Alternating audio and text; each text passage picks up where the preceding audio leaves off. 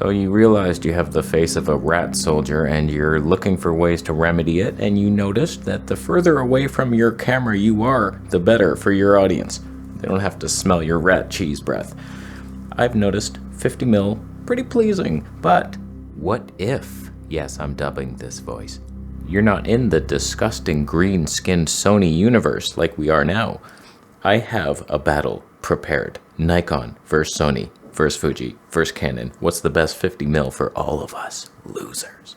All I want is the perfect camera.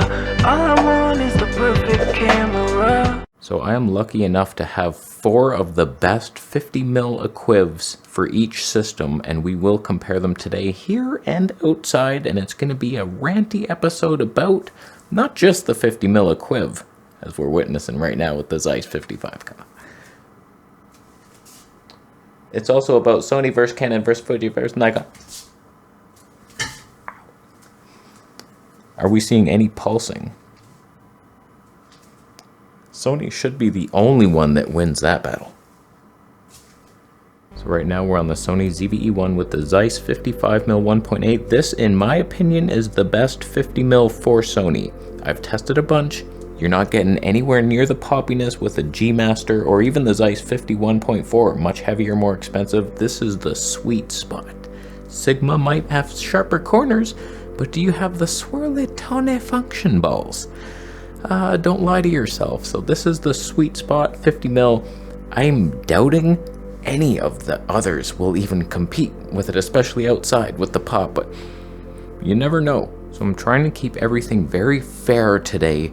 Just we're in S-Log3, 5200 kelvins with 5600 Kelvin lights blasting at me, and that seems to be decent. So hopefully each company agrees with that, because we're doing 5200 across the board. So what you'll notice with this combo, best autofocus out of all of them most likely, worst colors, unfortunately.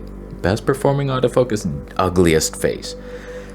Green skin tones, perhaps. This is a green shirt, it's not blue, it's not mauve. Let's just pay attention to that. Let us now switch to the Nikon 50mm 1.4Z lens and see. In here, is it better than the Zeiss? I have my doubts. Now, first thing I'm seeing is this a 20mm lens? What the heck? It's so much wider, is it not? Switching back to a Sony loser, I know that's a 55 and this is a 50, but wow, what a difference. Now side by side, you may be thinking like, I have Sony, I have Nikon, which is better colors? Is it really a comparison? I doubt it, but the autofocus trade-off, I almost died. Wow. So what I've noticed Nikon do in here is it just goes further and then confirms. Goes back further than it needs to, then confirm. So it's always a wave. It's like Panasonic Pulse, really. So like Canon doesn't do that. Sony doesn't do it. Fuji doesn't even do it anymore. Now that we got firmwares. What are we doing, Nicky boy? So this is, in my opinion, the best Nikon Z lens because the 51.8S lens is more clinical. It doesn't have the pop factor, which we'll see outside. So it's like, and it's cheaper. That's the funny part. And lighter? Don't quote me on that. Definitely not, but cheaper, better. That's how it should be. My God. Fuji perfection is with us. Fuji XH2s, 35mm 1.4 original legend lens. F-Log2C for the toned down red tones. Huh? Is that orange now, maybe, even? I noticed it's much less saturated. Saw a video about it. Noticed it myself. I was trying to match F-Log2 to C in my original autofocus firmware test video, and I was like, why is this so different? It's hard to match the exposure, and the reds are so bright, and I think I preferred the F-Log2C, but whatever. So as we're seeing with the Zeiss, there we had that. That's a certain focal length. Look at the tonne. Look at the tonne swirling tonne balls. Then we went to the Nikon. Interesting. A little wider, isn't it? A lot wider. Too wide, maybe. Tonne balls, different shapes. Different misshapen balls. And now Fuji has its own interpretation of it. Your APS-C now.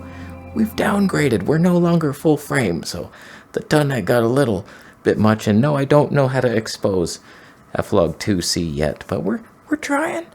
I did 65% zebras until they disappeared, and we're rolling with that. How's the autofocus? Perfect. Pretty much. Wow. Huh? Is it pulsing less than Nikon did? Because Nikon does some weird stuff. I would say Fuji, for just this, better autofocus. Now, color is very subjective. Every time I do a little side-by-side like this for Sony, some people will say, oh, I prefer Sony skin tones. And you get all the polish of the best autofocus and even better IBIS and more specs, less crops. This has some crop damage. Or versus Nikon with the red LUTs. Some prefer that look. Fuji doesn't really have a vintage tone unless I go cripple it with the film sims. Or if Nikon was to just use a regular LUT, it can look normal. Is that better for my face? It doesn't really matter what you think because all of you have different opinions. So you have to do what's best for yourself. You know that saying, kill a monkey, but make sure you drink water first, or something like that. Like, take care of yourself and then you can help the monkey, but you already killed it. So you're barbecuing monkey tonight. That's on you. That's on you. Canon C70 with the Helios 58mm 22.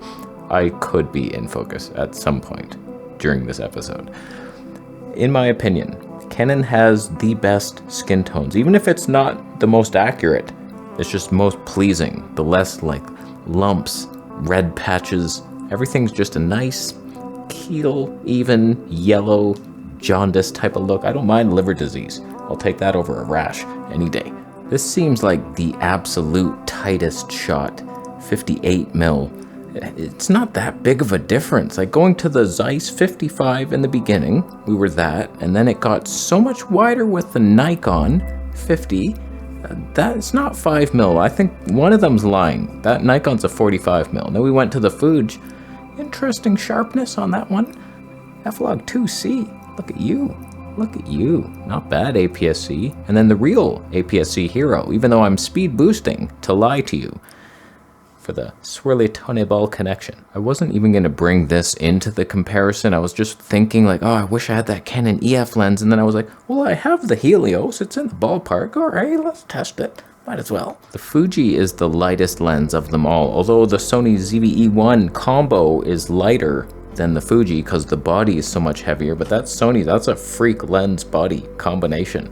A tiny 483 grams for that body. Versus the Nikon, a little heavier, a little chunkier, definitely heavier than both of those. Damn you, 400 grams on that one. And then the Canon EF, that would be a hefty beast. That would definitely hurt. So on this Canon, we're in raw 12-bit C-Log 2 type of thing. I've never even tried to use like just straight out of camera, whatever that is. So I'm gonna try to even find it in the menu because I just did it on all the other cameras, and then we'll see the true color science and then go outside. Do not judge me if I messed up the exposure on this because I'm just keeping the zebras the same. We're in wide DR, dynamic range, straight out of camera versus all four of us. We're all doing stuff. Happy guys, I'm the best looking, most likely. They're all jealous, they're all looking at me weird. That's not my fault that you're all fugly bitches. So like, look at them, they're gross. Yes, they all did this for some bullshit reason. I'll do it too. I doubt the timing on that was right, but come on. So that was Sony's standard color science in the beginning. Just some minor tweaks in camera. I'm not changing anything in post. And then we went to the Nikon in standard, but raw. Don't judge me on that exposure. That was a nightmare. I was like, oh, waiting for the zebras to kick in. It was, wow, I had to raise it so much. Don't even look at that image. And then Fuji in Astia. Beautiful, not bad. Little Fuji performance in your heart. Pretty decent color science if I must say so myself. And then Canon WDR. How's that looking? Never even seen it myself. Don't even know. It's beautiful. Okay, let's go outside. I have no idea how I'm supposed to bring all four cameras with me in a tripod. This is bullshit. I brought it on myself.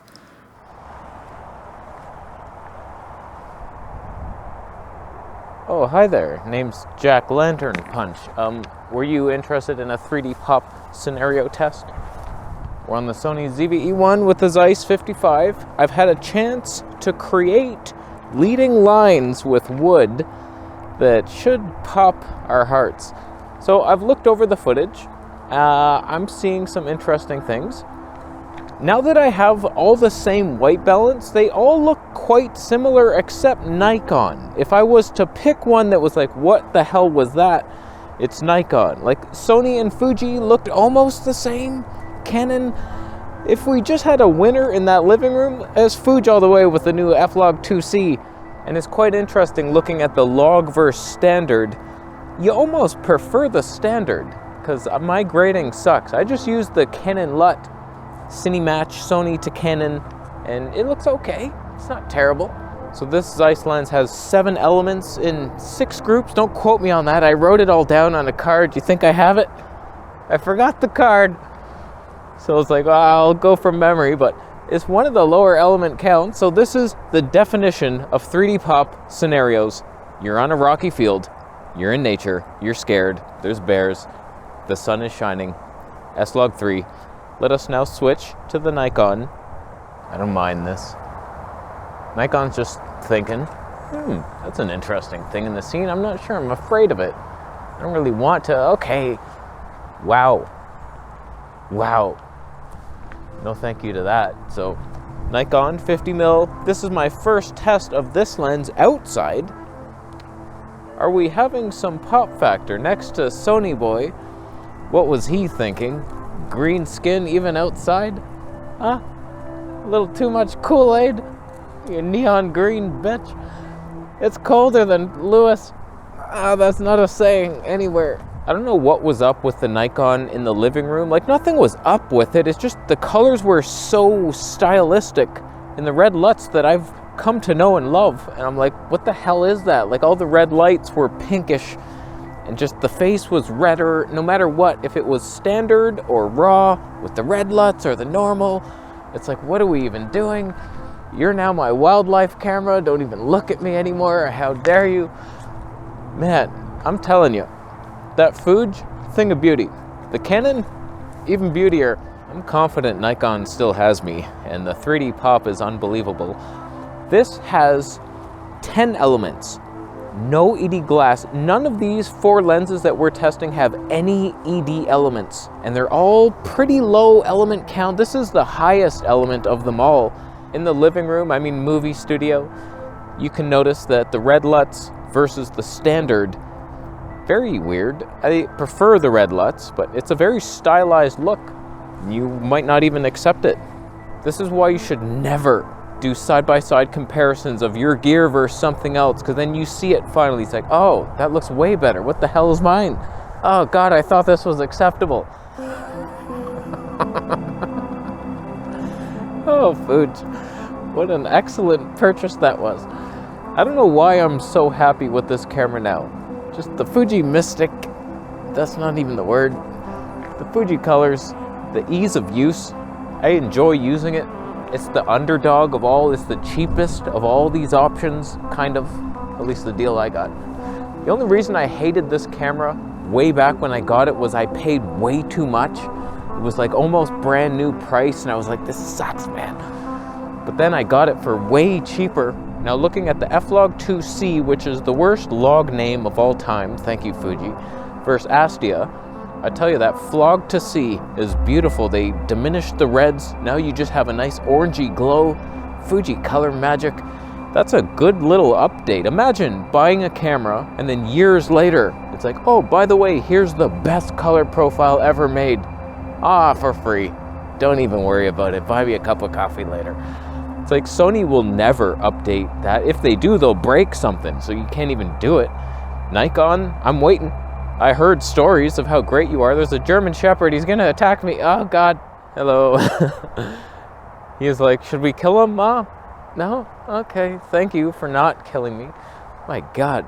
But like the autofocus, not bad. It's not smooth at all. Sony, I couldn't even believe it. I was like, not one pulse, huh? You don't even have it in you as a joke? Even on a Zeiss lens? I was like, damn, that is beautiful. Nikon is pretty I don't know, it's good, but it's like always second guessing. Fuji's not bad, it's not good. We'll see what happens with it. But F-Log 2C, color me a fan. So next to the Nikon, does this lens have as much pop? We have less background blur, everything's wide open out here, 6,000 kelvins. I do believe it's an 8 element in 6 group, no ED glass. So like out of all these lenses, these are the best, the poppiest, the sharpest, the character, the autofocus smoothness of the Fuji, beautiful. But there's one more hero in our story, my friend, and his name is Helios, and he's a god of Mars. The sun has chosen, my friend. The sun is now. You like that? That was fun. Getting home, seeing that footage, staring me back in my face. What the hell happened? My 3D pop wood lines were in focus. And then I get back, I'm like, nothing was in. I did 3 shots. I did a little close-up trying to get some swirly tone. Not one shot was in focus. So I'm just gonna let him blabber on and I'll stare at you. Don't quote me on this shot. Wow, this is bad news. I had to back up a bit. I was like, how do I focus on wood? The darkness, the ND filters were like there was nothing in between. Full stop was too much, and it's a nightmare. I thought that was an advantage. It's actually a disadvantage, and now I can't move. If we had the Canon EF lens, we might have stood a chance, but we don't. Do I have more pop than Sony? He's ugly, I'm not. He's a bitch. But can a cheap Russian knockoff lens that copied a Zeiss lens, is it better than a modern, oh my god, a dead raccoon, holy shit.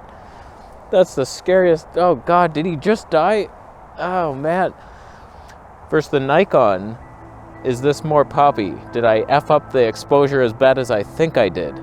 That's probably what happened. That damn raccoon, oh my god.